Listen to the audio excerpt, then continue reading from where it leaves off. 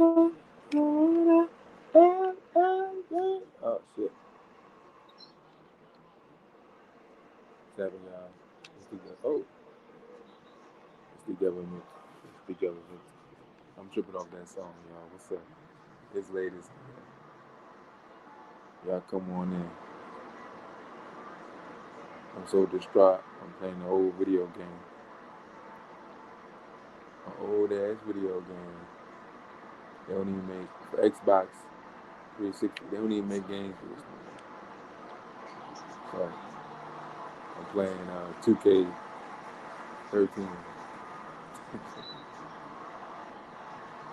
I'm about to win the NBA championship for like the 40th time. Never gets old to me. But this is a sports show, man. So win the NBA championship. Championship. And yeah, everything is copacetic, man. Y'all come on in. Y'all come on in. We're gonna talk about it. We're gonna talk about it today. We're gonna talk about it. And what the black man getting done wrong. He's getting done so wrong. I can hear it in the background.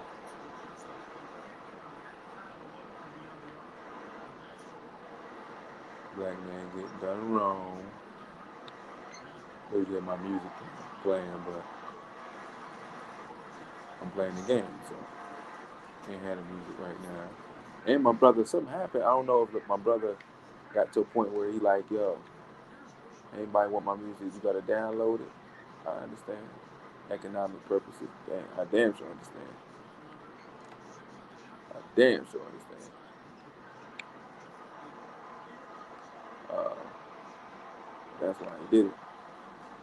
But my man J Mar Milton, shout out to J Mar.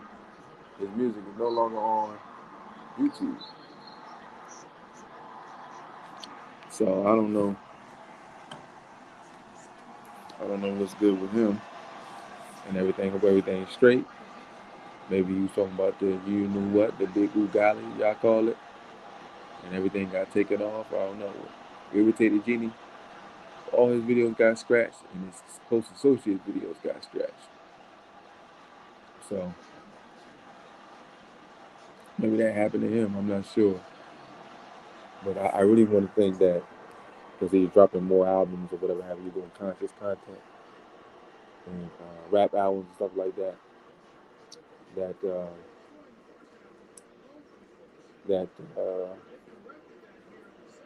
he decided, yeah, anybody want to use my music, they gonna have to pay me. I ain't mad at that. Yeah, everybody waking up today. My son just woke up. He's been asleep since 7, so he got up. Y'all know I had my son on the live with me before. All my children been on the live. I've carried every child in my hands doing the show before. This is your brother that is a father first and foremost, being out there organizing and trying to get things done for black people. Um, you know, ain't the easiest thing, but have come home to the fam. I'm on a show. Uh, you have more and more children. That's a challenge in and of itself. In the system of white supremacy is not uh, socially, politically, or economically uh, uh, positive or empowering to black people. The polar opposite. You can't raise healthy black families in this system. Dr. Amos Wilson and Francis Wilson talked about these very things that are denied to you purposely so that you don't raise type of children, type of black future generations that need to be garnered and established. for our future survival. We ain't talking about being in power. We still on survival mode. You know what I mean? They'll make survival look real good. Niggas be looking good. Kevin Hart just bought a vendor full of condoms. Ha ha ha. For Nick Cannon, because Nick Cannon had 27,000 kids. Be fruitful and multiply, Nick Cannon. But if every one of your children is goons, then what's the point? Uh, but make survival look real good. And you see black people doing well. I see content creators going on vacation and all that. And when you conscious, you see the realm of America, the realm of the current society, uh, as it really is. You know what I'm saying? Let me put my banner up. I ain't even put my banners up. I don't even know who talking like, yo, what is this? It's late. It's late to be my banner.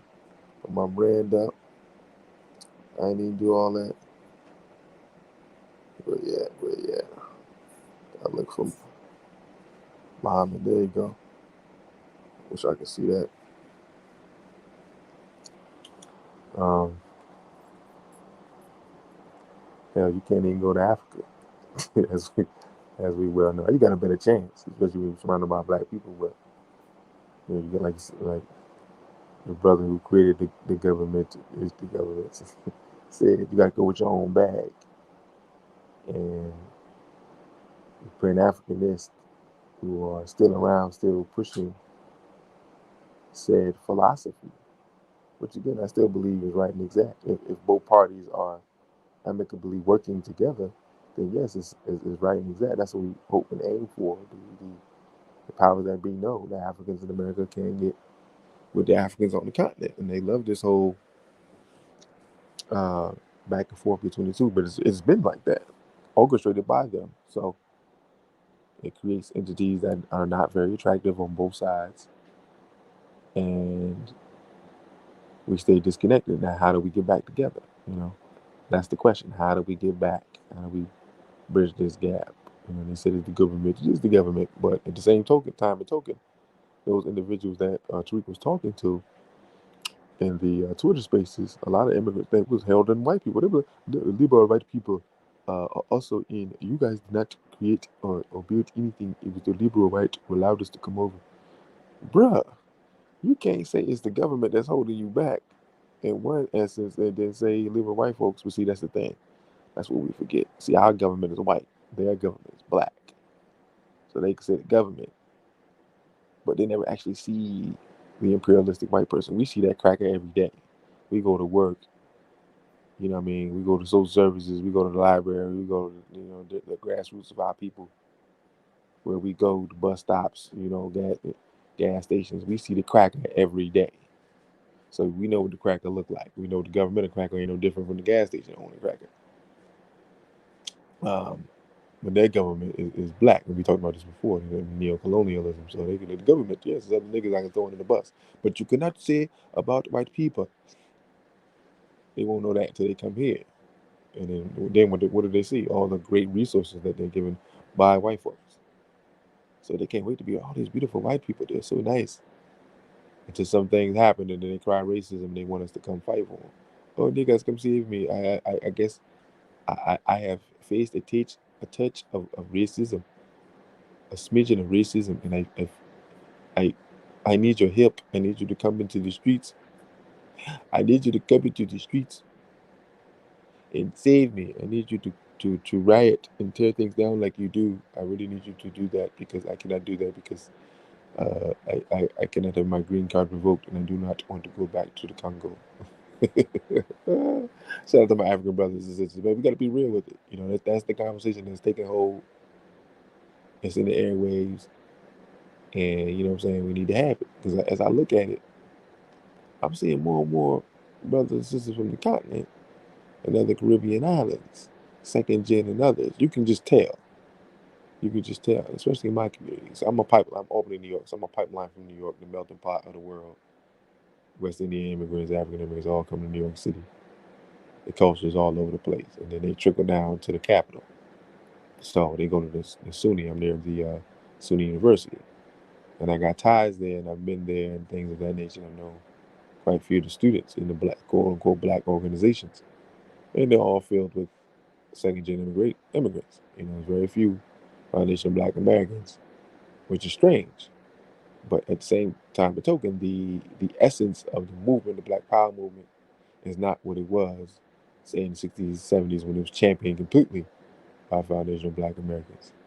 And when I go up there and have these conversations with these young folks, they really had a touch uh, to how far it goes, how bad these things are, and they're young. They're young. So for even be in the movement, for even to discuss white supremacy, for even to uh, for them to suggest that a racism is still alive and well, I applaud them for that, because this generation just knows this generation. They know Black Lives Matter. They think the scoop of the movement is Black Lives Matter, and some old Negro show some eyes on the prize, and they get a little taste of it. But they really don't know how far this thing, how vast this thing is going. You introduce to someone to a friends as well, and so on and so forth, and you're like, wow. And then you go deeper into the Morse history and what they were able to establish, and the great scientists that they were, the moronic scientists that they were. But be it as it may, they did what they did, and then now because you can hit them right in the top of the head, like boom. Here's all this information you won't believe. I'm like, oh, I may lose you. I may lose you. So when I talk to them, I just deal with stuff I know they encountered. So when I get the constant, yes, oh yes, yeah, oh you don't even know, yes, yes. It's just through the organizing and through brothers and sisters having experience in their content creation and expressing those very same sentiments, and then it just makes sense. It's like chess pieces, puzzle pieces. All right, this person here, this is going to do this. This is going to happen here.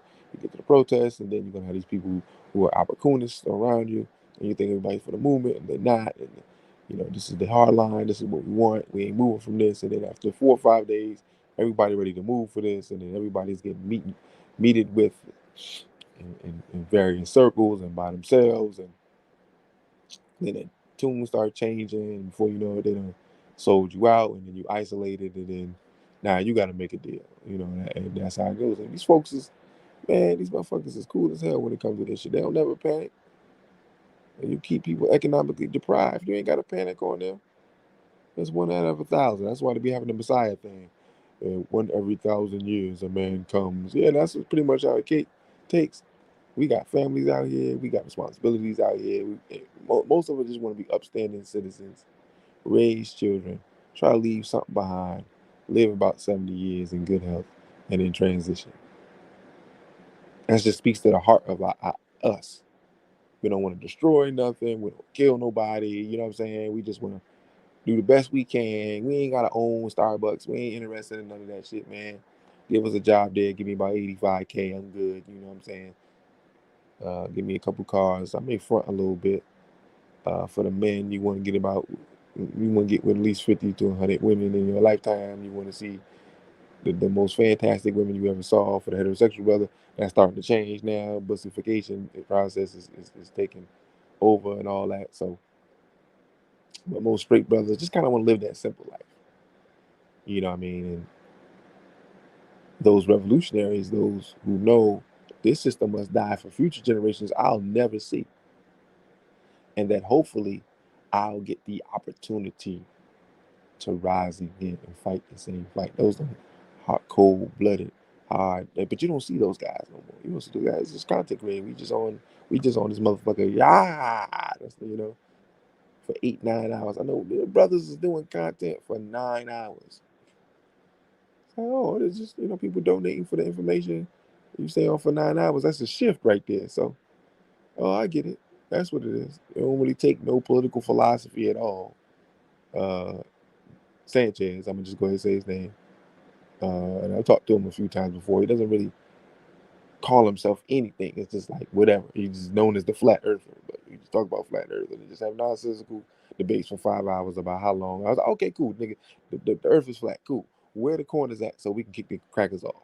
Locate the corners. Can we find the corners so we can lure all the crackers there and kick their ass off, all of us at the same time? Just kapow. Kick him off. I said that on Facebook one time a couple years ago.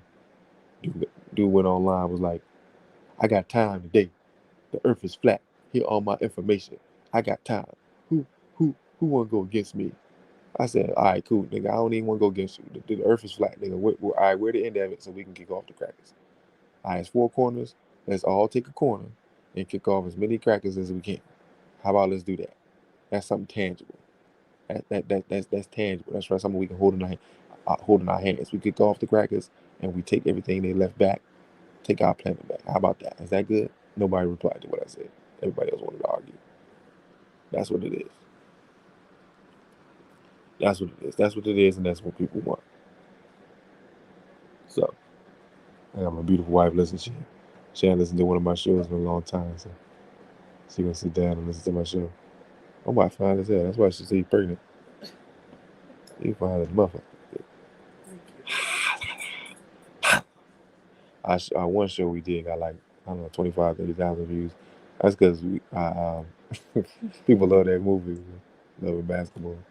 But our shit is the real Loving Basketball. You know what I'm saying? Yeah. Omar, we can actually play. Them two is a lot of production, cutting and all that.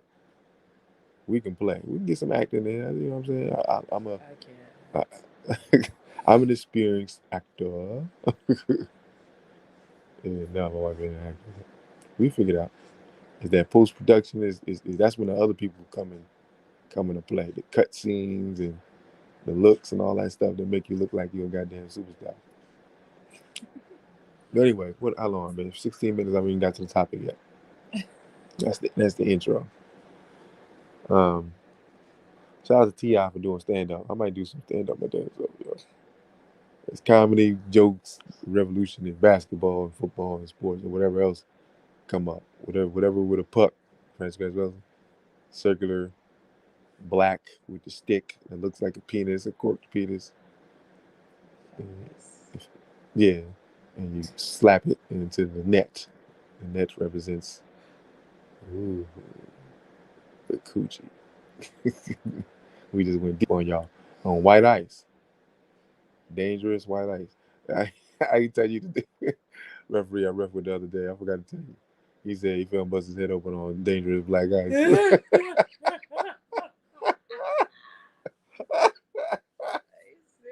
He said he came out the house, slipped and fell. Man, I fell on black ice. I wasn't the last hard. I said, damn, that dangerous ruthless black ice, man. And sneak up on him. Inside joke. The Cordy ass Key and Peele. We love that show. Every third or fourth skit, we just laugh at it. But anyway, the topic is the racist ass football league, NFL. You know, you all know. I don't know if you talked about it or not, but Brian Flores, a brother who previously coached the Miami Dolphins, uh, had gotten a text from his former coach Bill Belichick from the evil New England Patriots empire. You know, the owner that supports Trump and all that. They all crackers anyway, but I like to specify certain stuff. Um, Got a text from Brian, Coach Bill Belichick, like I said congratulations on the hiring of your uh, head coaching job of the New York Giants. And he said, I ain't interviewed with them yet. I interviewed with them Thursday. He said, oh shit, this ain't Brian, such and such. I forget his last name. Like, nah, this is Brian Flores. Oh shit, I fucked up.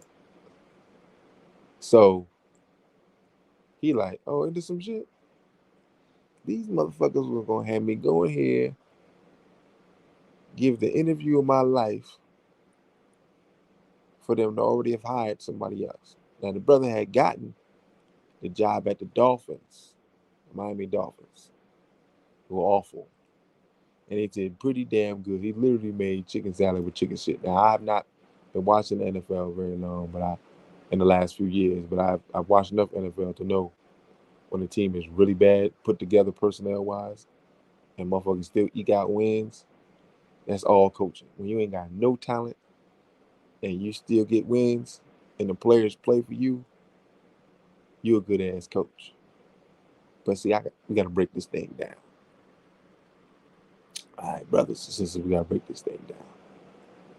And the brother is doing a class action lawsuit suing the NFL for racist practices against black head coaches. The NFL now only has one black head coach.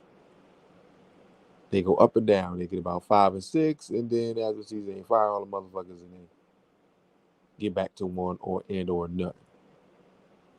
The history of NFL goes as such. With the fall of segregation, the Washington so-called football team, Redskins, was the last team to integrate. Player they chose, I forget his name. He's a Hall of Famer, one of the greatest players of his era. When they finally, broke the color line. You got DC, you got KKK marching down to, the White House. Those historic images. Um, Players essentially were expected to be runners, catchers, show their athletic feats. In fact, Key and Peele had dealt with that in a particular episode where they were doing a Super Bowl um, uh, a skit, I guess. And most of these sketch comedies would do something about the Super Bowl. I say Kid Living Color did one the weekend of the Super Bowl, so they did a whole show dedicated to the Super Bowl. And Key and Peele were two black analysts, and they were talking to the white analysts, and they were like, why is it that when you talk about the black athletes, it's something about their physicality, but with the whites, it's about their knowledge or their mental prowess. So he was using adjective to describe, Richard Sherman, beast. He's like, well, Richard Sherman actually is a pretty smart brother. He went to Stanford and graduated with honors. Yeah, but he's an unbelievable bionic man. But he's kind of one of the smartest defensive backs in football. And what he called, I forgot he called Tar Baby or some crazy shit like that. I don't know what he called. It was just it was funny, but it was like it's serious. Like historically, when analysts talk about uh, black males playing in sports, it's about the physical prowess, and then they'll talk about the quarterbacks, Montana and Brady and Manning, the intellectual capacity. Even John Gruden, who was found out to be a cracker just like the rest of them, would have his show, Gruden's Bus, and the players would get on, and there'd be black quarterbacks that would get on. He would talk about their athletic plays. But then when he had white quarterbacks, it was about the science of the actual play, the breakdown of the call that was in the huddle, and then you go over the defense and you see where the middle linebacker is lined up to the safety and who's blitzing and where's the read going and all that. It get highly intellectual, and then the crack quarterback like check one, the audible to the flat out to the running back, and it get intense in there. Michael Vick, he just showed Michael Vick running. Man, you just be running, don't you? I just see a hole, man. I just run. Yeah, really, really. What happened to the check one orange 32 break on 7? He ran snake eyes in the end zone. Motherfucker, you get on my page. Get the fuck out of my. You know what I'm saying? Like it was just none of that was going on when talking to the black quarterbacks, the Michael Vicks. I think he might have interviewed Vince Young, um, a couple other guys. Even Russell Wilson took time to get to the point of being a guy who can make the reads and call the audibles and change wide receiver routes at the line and things like that. His little black ass would just run. And he wasn't up like, the guys now, Lamar Jackson and Patrick Mahomes and even Colin Kaepernick. He just run. See a line, I'm going to run. And dive. Well, not dive, but dive. Take a little skit at second base. So middle linebacker, safety, center, all these different positions blacks were expected to go for or be great at. Say, hey, the white man got this. Is the white man's position. Quarterback. I'm the white quarterback. I'm gonna throw. Their perfect running back was Earl Campbell. Just give me the ball, and I'm gonna run niggas over. If there's a clear lane to the right and two people up the middle, I'm gonna one up the middle because I want to run motherfuckers over. When I'm in the open field and there's somebody there, I can go again to the right and run for a touchdown, or I can run him over. And he was in Texas and Houston, and he had a coach called Bum Phillips. It was perfect. And Bum would walk around and he'd say, "Hey, y'all, we're gonna get a ball to Earl." His name is Earl. Okay, I can't make this shit up. It's Earl. And to get the ball to Earl, and Earl rammed his head into defenses for like 10 years. And I don't even know if he's alive today, brothers. I can't even tell you. Even if he's alive, he's so fucked up, he can't tell you if he's alive. He can't tell you his name or what he did for a living. I think he might have passed. I'm not sure. I'm on the internet right now. I can't really check. But the brother gave his life to run over other brothers. Because once the color line was broken, you get to about the 70s, the NFL is majority black. Not as black as it is now, but probably, 55, 45 type of thing. The best teams had to have black players. You had to, if you wanted to be a dynasty, Pittsburgh, Dallas, you had even Minnesota, who went to the Super Bowl 3 times and lost. You had to have speed, and the speed was black players. Um, Ray Lewis heralded for his uh, greatness at middle linebacker, but politically, the dumbass coon will go toe to toe with Peyton Manning. At line checks, middle linebacker is right across the way from quarterback. It's the middle linebacker is the quarterback of the defense, and Ray Lewis is going check for check. Peyton is calling a play, and he calls an audible, and he calls a fake audible, and he calls a line, and Ray's right there doing the same. I mean, you can find this on YouTube. I used to watch the games, and Peyton would call, and Ray be right there with him, and sometimes Peyton would call a timeout, like, damn, the motherfucker do the play. How the fuck did he know the play? Shit, that's some bullshit. I called three fake plays. He knew all them shits. But they say blacks, again, are mentally capable of doing such things. You see? And the system is like this. The Rooney Rule, Art Rooney, owner of Pittsburgh Steelers, former owner of Pittsburgh Steelers, um, in his creation, being the liberal white, those liberal whites Malcolm X talked about. He came up with, well, he didn't come up with the rule, but it was named after him, that blacks should get an opportunity to coach the professional football teams that they're playing for. You play 12, 13, 14 years, you move into coaching, and then, you want to become a head coach. And unfortunately, that didn't occur all the time. I think Art Shell was the first black head coach, a former player, and I believe a Hall of Famer. See, just like, with any cracker can just be anything they want to be. We got to have like a long ass resume. Like Michael Jordan is the owner of an NBA basketball team. Like, you got to be the greatest of all time. So we're presuming at this pace, LeBron will be the next owner if these other owners will allow him in. There's a lot of red tape when it comes to that. You know what I'm saying? And most owners are going to bequeath the team to their bloodline. Jerry Jones is Dallas Cowboys. The buses in Los Angeles are the prototypes of most football teams and basketball teams, so on and so forth. And want to keep it in the family. It's $1 billion business, so they got to sell.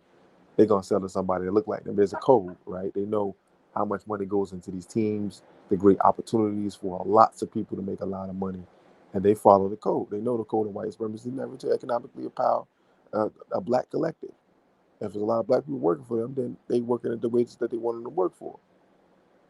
You know what I'm saying? And it's not a situation where there's an organized black group whom has a big plan or a plan for the masses of our people here. I'm gonna set an example.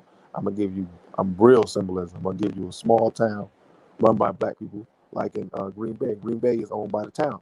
The Green Bay Packers are owned by the town. Everybody in the town has a stake in the Green Bay Packers. Ain't no nigga gonna ever coach the Green Bay Packers. They're not even gonna come up in discussion. We out here in this small ass town in Wisconsin, And when the Packers play, the whole town shuts down. The whole town is built on the entity that is the Packers. They've been very, very, very spoiled, going from Brett Favre, 92, to Aaron Rodgers now. That's 92, so that's 30 fucking years of basically good football. So all the teams come in, their fans come in, and then they bring their money, and then people hang out, and so that's the economic base. If somebody wanted to bomb the goddamn stadium, the town will fall flat on his ass. But imagine if we can, build it. And I talked about this before. Have a football team and build the town around the team. You know what I'm saying? Just one motherfucking team. I don't give a hockey team, football, basketball. I don't give a shit. Just one small town around that team. Boom. We got everything. The banks, the businesses, everything black set through the team. Pipe dream, right? Well, Brother Flores wasn't trying to do that. He was just trying to get back into the NFL and become a head coach. Now, the interesting thing with that situation was he talked about his time in Miami. Really, he put the class action suit, put his name on it, and he wanted other brothers to come out. He wanted other brothers to be like, hey, listen, tell your story. I'll take the arrows. I'll go out. I'm sacrificing my career, obviously, just like Kaepernick did. Kaepernick is taking knees and whatnot, talking about, look, stop killing niggas in the streets. We got to deal with this. And they're like, stop disrespecting the flag. But now y'all killing people, niggas in the streets. Like, we got to stop that. No, you ain't talking about that. But look here, Colin. We're not going to stop killing niggas. We love killing niggas. This country is built off killing niggas. We stole the shit that you had here. We killed you. We ain't just take the shit. We killed you. We killed you. Understand that. We killed you. We passed your organs in the black market. I got a couple black penises in my garage. I ain't gonna lie to you, Colin. I mean, you'll never see my house. You'll never see my garage. I'm saying I feel comfortable to tell you I got a lot of black dicks in my garage. Okay, we're just not gonna stop doing it. Okay, we're not. I mean, low key, they probably selling parts of the brother. What's my man name? I'm forgetting. George Floyd, probably selling parts of him in the black market. This is how devilish these people are. You know what I'm saying? Peace, fam. Peace, fam. What's going on, y'all? What's going on? What's happening? What's happening? What's happening? I always get people from Czechoslovakia. I don't never. VORRED. War Red. I never know that. It's 19 online. What's happening, y'all? Leave a comment. Talk about it. But anyway, I mean, wait, they consider this hell. Just, just playing her stuff, right? I'm going live, man. Uh, uh, so yeah, so he's talking about his experience, wanting other brothers to come in and step in and deal with the situation. This is the perfect time for everybody to air the NFL out. But a lot of guys, again, if they speak up, it's going to be, well, I'm not going to be able to get an opportunity coaching the NFL. A lot of guys are cool just being defensive coordinators, offensive coordinators. So they deal with certain barriers. And this is what the discussion between the FBA and the non-FBA, that doors that we wanted broken down, brothers just decided, hey, this is what we're going to do to break these doors down. Whether it be position coaches or coordinated positions, um, we aired everybody out. Man, it took someone who was a former superstar with a platform to say, hey, this is the things that are going on. We have to address this. And again, like I said earlier in the show, the great compromise comes. Oh, we'll give you a couple niggas a couple jobs, and we'll make a big stink out of it. And we'll have a news conference, and we'll have one of the great NFL players of all time at his position becoming cornerbacks coach or defensive coordinator in one of the better teams. And the reality is this, brothers and sisters. Intellectual success. Not only can they not have the good old boy cracker NFL league, as a brother said, the National Honky League, have black men play, be coaches in positions where it's known for intellectual general manager. You got to make draft choices. You got to think. Got to be a thinker. Quarterback, middle linebacker, coordinators, where there's some teams where the head coach doesn't deal with the defense at all. He just manages the whole team. In terms of calls on the field, he has nothing to do with it. He may say, "Hey man, give me a blitz." He may say that, and so the defense coordinator call in a blitz, a particular blitz package. But by and large, the best coaches kind of stay out of it. Belichick is more hands-on with the defense because that's where his background from defense, being defense coordinator with Bill Parcells. And a lot of the guys in the coaching tree, they come from coaching trees. They're linked to a great coach from the past, right? So their references is just there. And then once you come from that tree, a lot of guys got jobs up under Bill Belichick. They win Super Bowls. Tom Brady's touchdown passes don't really seem like it don't matter who's coaching. They're gonna get to the Super Bowl. And the thing was, if you got to the Super Bowl, you was a made man. You didn't have to win. You was a made man. A couple brothers went to the Super Bowl, didn't win.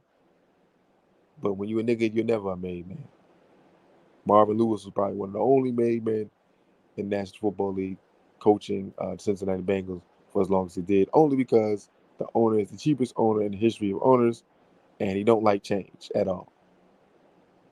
So no matter if they went 0-16 47 times, he was going to keep his coach because he just didn't really like change.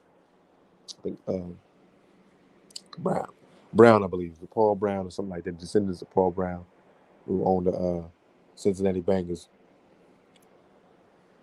They didn't like change, didn't like to make a lot of updates in terms of the front office, managers, presidents, coaches, so on and so forth. Since the coaches, either Marvin Lewis kept basically the same staff, and will make a change here and there. This is the Carson Palmer, Chad Ochocinco years. When they were kind of like up and down, left and right, and Chad was like the face of the Bengals, just kind of doing. He's like your nutty brother or your nutty cousin or uncle. We just deal with. He's a cool, hard to do. He's just eccentric. And through that whole time, Marvin Lewis is the head coach. And they did a little bit of winning, very little bit of winning. Couple playoff appearances and whatnot. Now they're in the Super Bowl. Get that. They're in the Super Bowl now. But he talked about his experiences in organizations. Hugh Jackson, another brother, whom did some time at Oakland. When you coached the Oakland Raiders, you did time as equivalent of doing time in the penitentiary. But they were saying, the interesting thing, they were saying that the owners were incentivizing losing. And again, I'm going to go back to what it looks like when a black man takes the positions of whites and becomes successful. Bill Belichick is known, basically, him and Bill Walsh are known as the face of the NFL. And when it comes to coaching, crack after crack of Bill Walsh, Marv Levy, and Marty Schottenheimer, all these coaches that had a lot of white men who had a lot of success with different franchises. The NFL likes that. They love that. They can't have the Lovie Smiths, the Tony Dungy's, Caldwell, Jim Caldwell. They can't have a lot of brothers having success. You see what I'm saying? The system of white supremacy depends upon white mental and intellectual superiority. And knowing on the field, physically, we can dominate them. But again, Willie Lynch, we're dealing with the mind. You take the mind. So nigga, no, you cannot be the intelligent man that we know you are, the creator of all. That no matter what we do to any game, changing the rules and make it sufficient for us to can not only compete but continue to win, you'll make the necessary adjustments showing your intellectual prowess and still be successful even when we stack the chips against you. Right? So that goes to the incentivizing of the Miami Dolphins owner to the brother $100,000 for every loss. Because what happens is you lose all those games, you take your money. This is what they do to niggas. Nah, you don't want to be successful. We don't want you to win and become great. Fuck all that, nigga. Take this money. Take this money and get these bitches, man. That's what you want to do. You don't want to change things. Why you want to change stuff? Why you want to look, you know what I mean? You want to be a change guy. You want to be a change guy. Just be the go with the flow guy. Be the go with the flow guy. Take this money. Take these bitches. We in Miami. I know you niggas like bitches. Take these bitches. Take this money, man. But he like, nah, I want to win. I don't want no money to lose. I want to win. So you become a symbol of other brothers who can be successful in NFL head coaching, especially with a team with no motherfucking talent. That shows that you a coach. Because what they'll do, the narrative will be, if you got all the talent in the world, they'll be like, oh yeah, anybody, they can coach them teams themselves. Barry Switzer won a Super Bowl with the Cowboys, never coached the NFL again. I could have won a Super Bowl with that damn team. You see what I'm saying? So you get no credit. You don't get no real credit for that. That's why you never hear about Barry Switzer at all as a great head coach in NFL history. He one of two or three coaches that won the Super Bowl with Dallas Cowboys. You don't hear about him. You hear about Jimmy Johnson. You hear about Jimmy creating these teams painstakingly. Awful ass teams, trading these motherfuckers away, trading Herschel Walker away, the only asset they had. Got all these draft picks, built the team up, won 2 Super Bowls, then bounced because the owner could just leave shit how it was, and he had to get in the way, and he had to be in the draft room, and he had to be like, "Hey Jerry, listen, when we, Jimmy, yeah, that's your name. My name is Jerry. Your name is Jimmy. Jimmy, when we make a draft pick, right, just for cameras, right, just say, hey, we're gonna go with, we're gonna go with Timmy on this one. It's okay. We're gonna go Timmy. I'll make the call. Just for the cameras and stuff, make it look like I'm involved in the process. And Jimmy hated that shit. Jimmy's like, yo, get the fuck out of here, man. You don't know nothing about football, dude. Get out of here. Get the fuck out of here, man. Like, we got this. We do this thing. You just write the checks. You just make sure he's signed with the team. Do that. And Jerry Jones hated that shit, so he fired him. How you gonna tell me what the fuck to do? This is my team. I pay your salary, motherfucker. I don't give a shit. That's cracking stuff. Brothers don't like that, but we know what it is. And that's why we got to be the owners of teams outright through and through. If you got a financial team, it's all black. And we got to be on code. So motherfucker can be hired to coach a team, be like, yo, just coach the team, man. I'm going to write the checks. I ain't with all that other shit. I'm look, do your thing. I'm out your way. You know what I'm saying? But to go back to it, so when you have a brother being successful, you can't have a black Bill Belichick. That looks bad for white supremacy purposes. Looks good for us. You know what I mean? Even when we make references to sports, make sport references. I got to tell, when I coach down at the local center here in my hometown, and so I get my Monty Williams on. I got to make black coach references. Because they be like, oh, you trying to be Pat Riley? No, nigga, I'm not Pat Riley. I'm black, motherfucker. I don't want to be Pat Riley. I'm Monty Williams out this bitch. You know what I'm saying? Tyronn Lue, Doc Rivers out this motherfucker. You seen current black coaches who are successful. Nah, don't make me no white reference because Monty used the ball. See, that's why I use Monty and use Doc Tyronn Lue. See, the black coaches got to be former players. The white coaches, you don't know where these motherfuckers. David Blatt, where the fuck did he come from Cleveland? They got this motherfucker. Literal white supremacy got this nigga to coach LeBron James. He coaches the Israel national team, okay, where the Jews is at. This motherfucker literally was a white supremacist hire to the highest order. People like, who the fuck is David Blatt?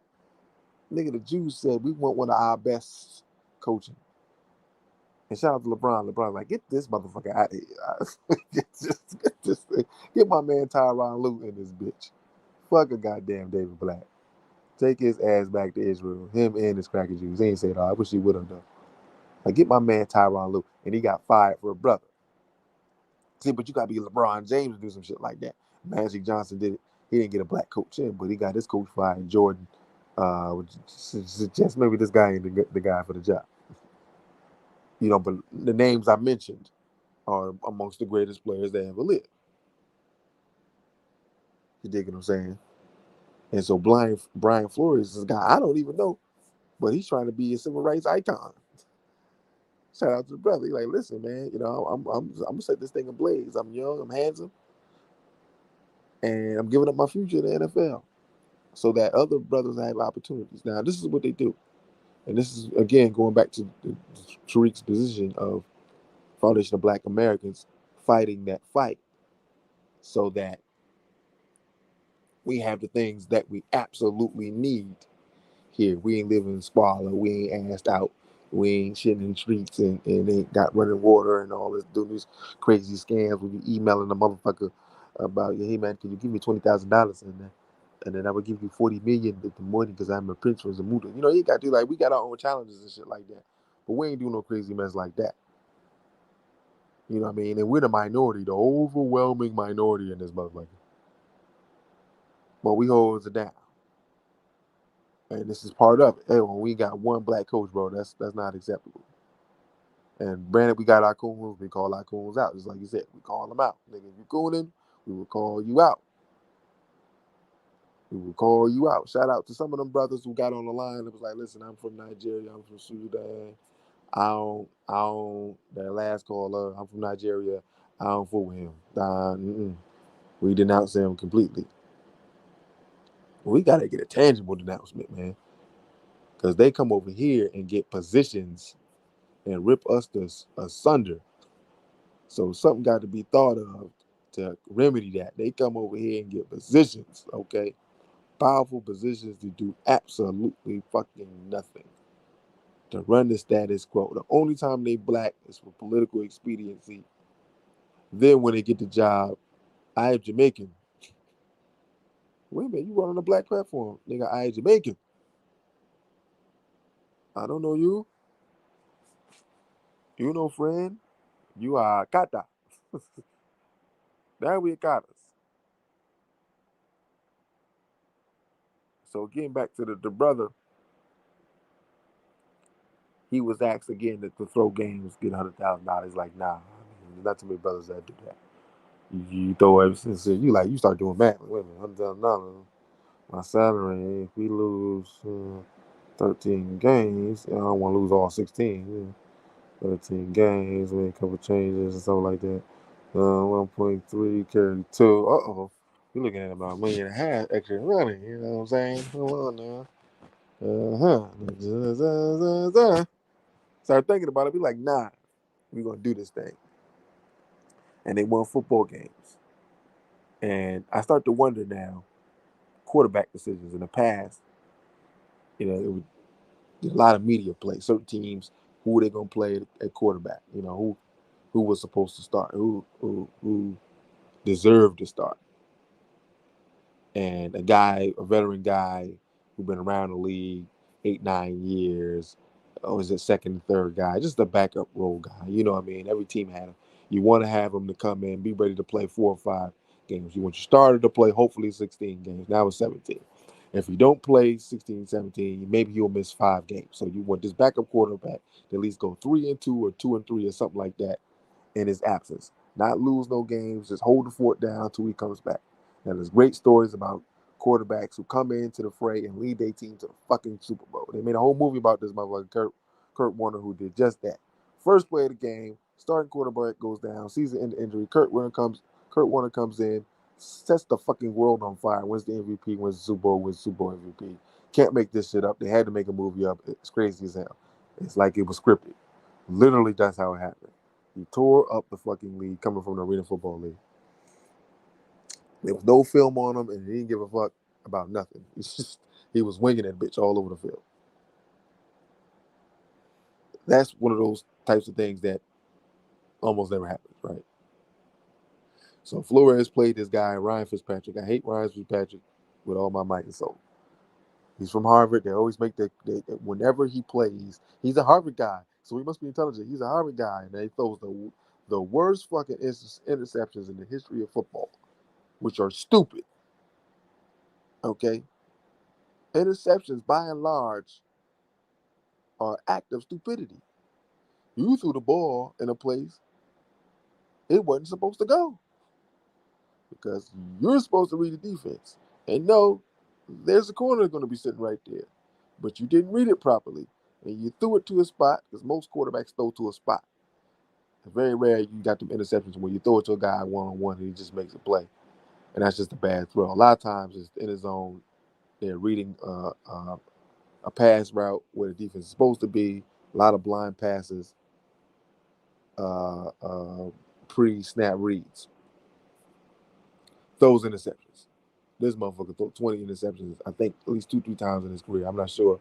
Y'all check that out. Ryan Fitzpatrick, see how many times he threw 20 interceptions in a season. Now, for my conscious sports heads, Can a black man throw 20 interceptions and be in the NFL any fucking more?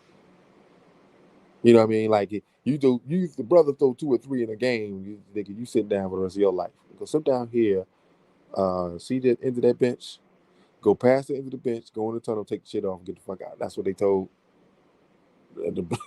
That's what they told the brother Antonio Brown. I was gonna squeeze that in there too. They told the brother Antonio Brown, yeah, take your ass out of here. You ain't getting the ball. All right, there's a ball in the locker room. You can take that one, write your name on it, and leave there. That'd be the only thing you can take out of that locker room. Goodbye. I don't want to see you no more. They tell brothers that shit. Right. But anyway, he was winning football games with this guy. And so the owner wanted a particular young quarterback to play. And really what it was he wanted to get some experience, but he knew he was not ready yet and he would lose. Right. So when they lose, you get draft picks, then you get certain players into the fray. We get certain players into the fray. Then the owner says, okay, thank you, Darky, for losing the way you did. Reaffirming the status quo, reaffirming the stereotype that blacks are not intellectual enough to head coach. And you went 2-14, so I have license to fire you, even though I told you to lose games purposely. And when I finally got what I wanted, I was going to get a white man to come here and take over what you had. Just what happened to Mark Jackson. Mark Jackson, a former player, popular player in the league, played in damn near every team in the league, but very popular for the fans. Coached the Golden State Warriors. Stephen Curry, people don't remember, couldn't finish the damn season, kept hurting his ankles. People didn't know if he was going to be able to even be in the NBA long term because of his ankle injuries. Mark Jackson gets the job, builds those brothers up, and takes the Spurs to 6 games. The eventual champion Spurs surprised everybody. Won a game in San Antonio. They was playing hard. The Spurs was just like, what the fuck? Who's these young motherfuckers, man? You supposed to get them out of there. And Clay and Curry and Barnes was lighting their ass up. I think they won 50 games. Following year, Steve Kerr, no coaching experience whatsoever, just win championship off great players, Tim Duncan, Michael Jordan. Once the coach signs him to a big contract because he used to coach, he used to play for Phil Jackson, used to play for Greg Popovich, call passes for Michael Jordan, Tim Duncan, and he's white, most importantly. So we're going to sign you with more money than Mark Jackson ever made to coach, and you never coached a day in your life. And then some bitch goes 67-15 win an NBA title. Ain't this a bitch? Mark Jackson ain't been on the team since then. Because Mark was a brother who put his foot down, like, nah, that ain't happening. Nah, we ain't doing that. Nah, get out the locker room. Nah. So how dare this nigga throw his weight around? We gonna whitelist your ass.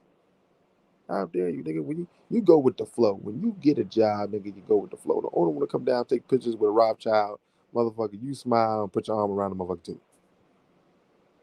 Mark Jackson's like, nah, we ain't doing all that. You watch, y'all seen, well, probably did, in the documentary The Last Dance, Michael Jordan had all types of celebrities come into the Bulls locker room. I mean, from Jesse Jackson to motherfucking Seinfeld will come into the locker room to meet him. And Phil will kick their ass out. Vander Holyfield, motherfucker, hey, Micah, yeah, get the hell out. We about to, time to go. That man kicked Seinfeld out. Seinfeld looked at him like, what? You kicking me out? Phil's like, yeah, you and your motherfucking mama, get out. So, shit. Mike was like, oh, yeah, because he kicking you out, man. All right, nice meeting you. Leonardo DiCaprio, get out. Get out. But Phil's white. You a brother, shit. Seinfeld, man, hey, what's up, man? You got some plays for us to run? You got a nigga, you got a tap dance. That's the world of sports. Brother man was like, nah, we gonna win now. I ain't playing this backup dude. Fuck him. He awful. He ain't ready. That's why he ain't ready. Perfect. We want him to lose. So when he loses, get your ass out of here. So everybody said the brother had won, like, he went 25 or 24 or something like that in 2 seasons with basically a worst roster in football. But people who were watching was like, the players were playing for him. That's the most important thing. When you're a head football coach in the National Football League, if the players are playing for you, you will have a future in this league because it's hard to get motherfuckers to play for you. Sit down, baby. It comes right here. I'm about to make another baby, y'all. We about to make another baby, y'all.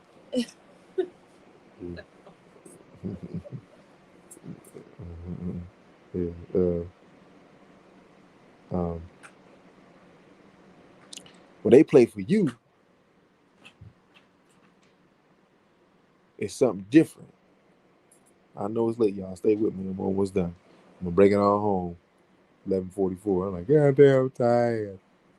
I'm hitting you with some real shit right now. The players play for you. You're gonna have a future in the National Football League, and that's what they were mad about.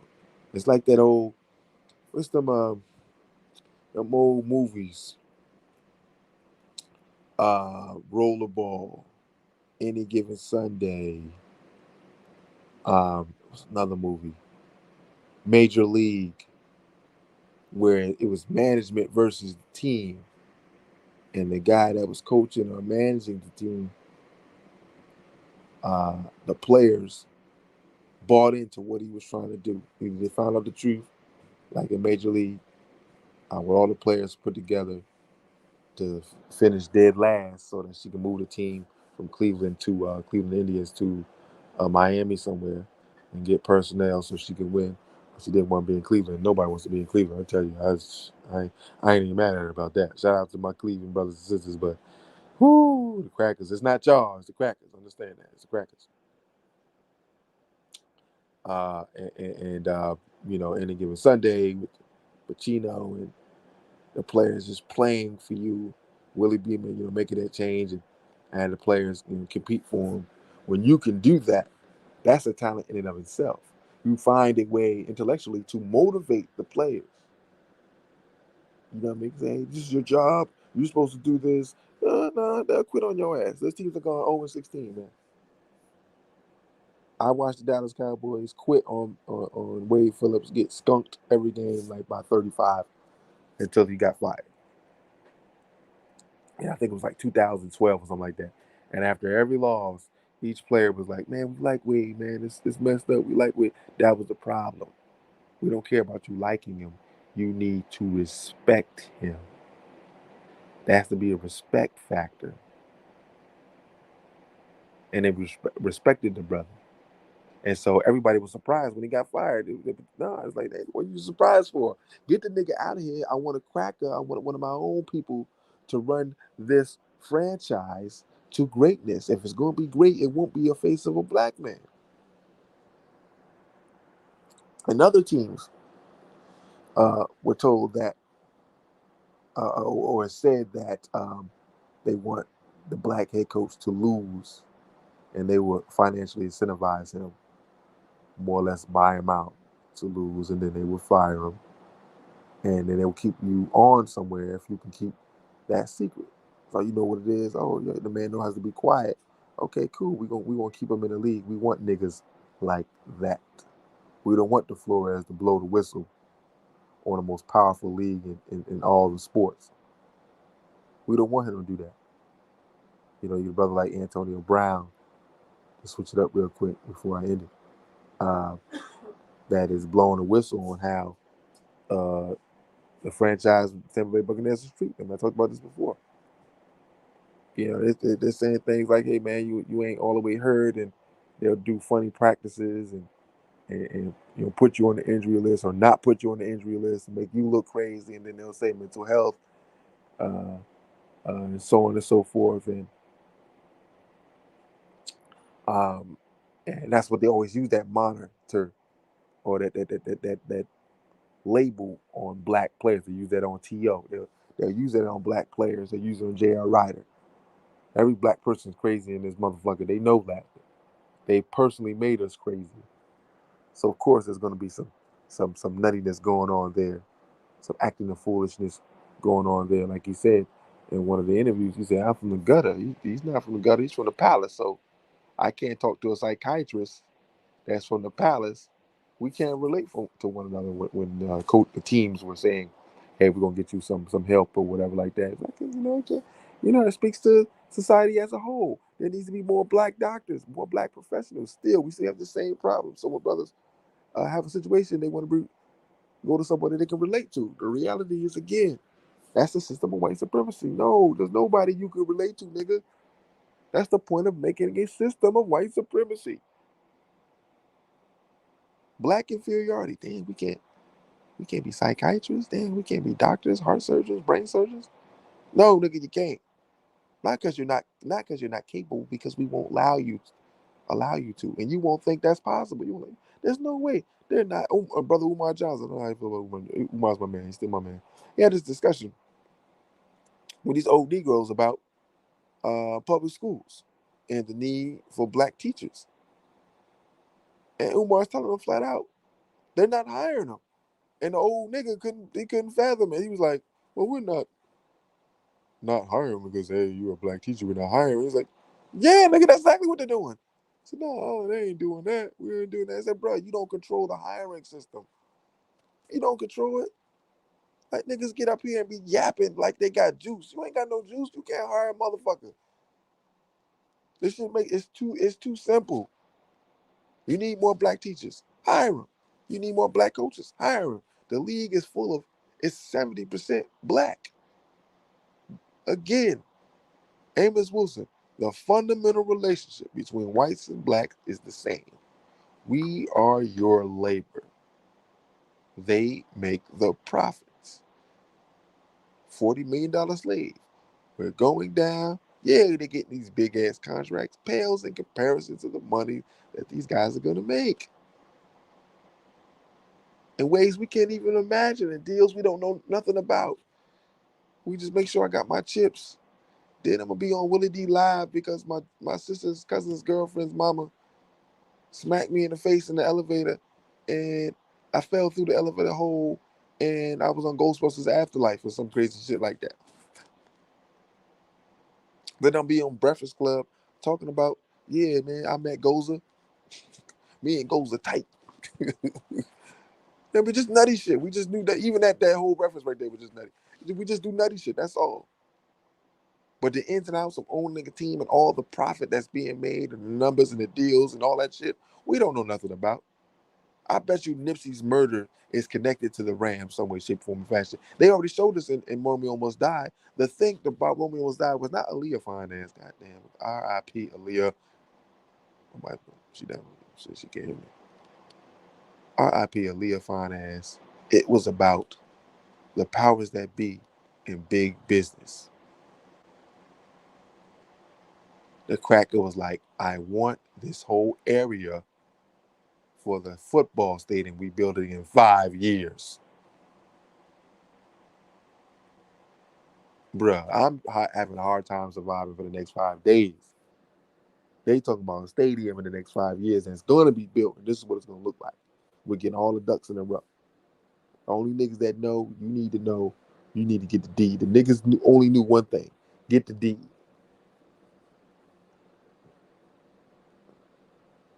Delroy Lindo's characters like, nigga, we about to go legit, man. We about to own one of these football teams.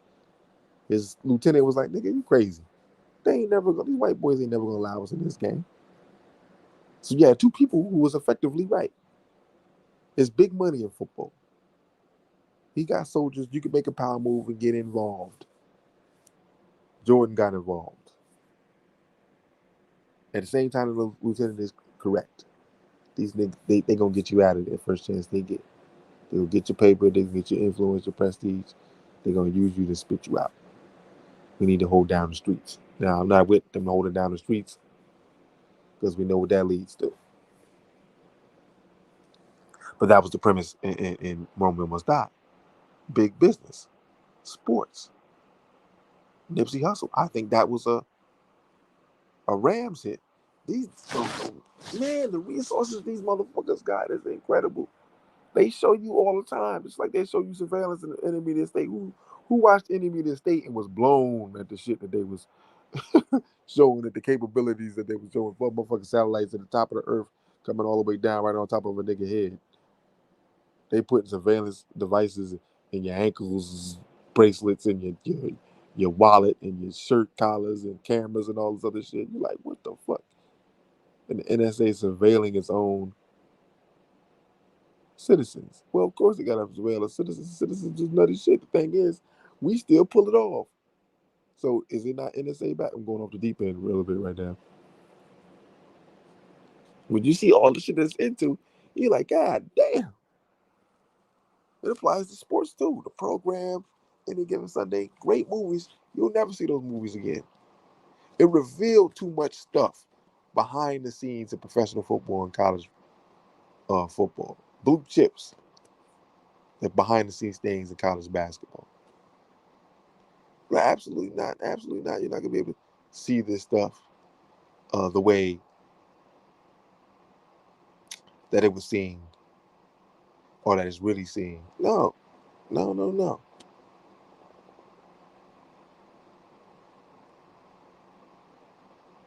So I want to say good luck to the brother.